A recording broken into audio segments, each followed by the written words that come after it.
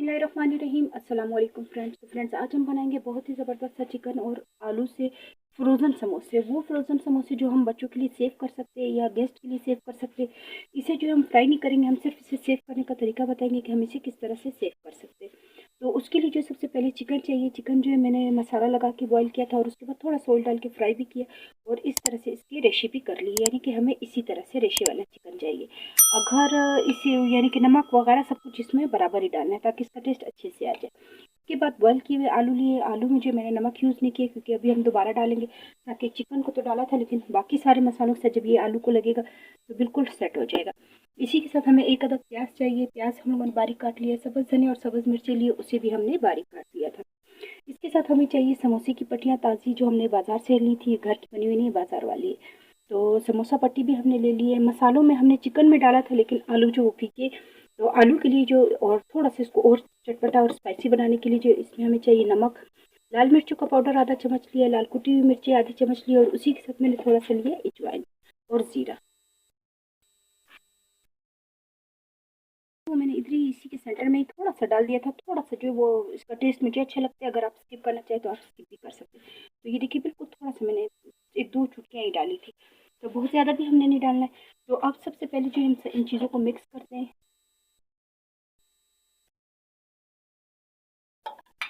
सबसे पहले अलग से खुला बर्तन ले लेंगे, उसमें हम डाल देंगे चिकन। चिकन और आलू जी इसकी क्वांटिटी एक जितनी ही होनी चाहिए, यानी कि ये ना हो कि चिकन कम हो या आलू कम हो तो फिर वो चीज़ अच्छे से नहीं बनेगी। तो आलू चिकन जो जो थोड़े बहुत रह गए उसको भी हम इस तरह से कर लेंगे।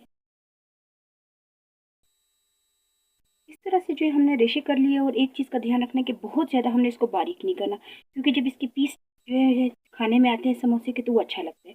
तो ये देखिए इतने ज़्यादा मैंने इसको बारीक नहीं किया है, सिर्फ नॉर्मल थोड़ा सा हमने इसको रेशेदार करना है। इसमें हम डाल देंगे आलू।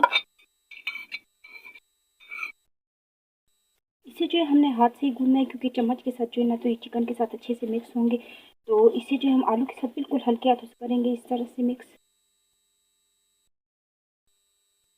आलू को जो चिकन के साथ हमने अच्छे से मिक्स कर लिया है। इसमें हम शामिल करेंगे प्याज, सब्ज़ धनिया और सब्ज़ मिर्चें। ये चीज़ें जो थोड़ी सी ज़्यादा डालनी है क्योंकि इससे भी अच्छा सा टेस्ट आता है।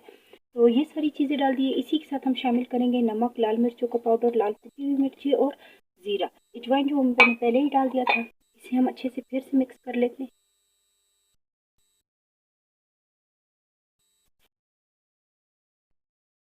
मसाला जो है बहुत अच्छे से रेडी हो चुका है, आप देख सकते हैं। पानी जो है आलू बॉयल करते हुए थोड़ा सा ध्यान रखना है कि पानी बीच में ना हो।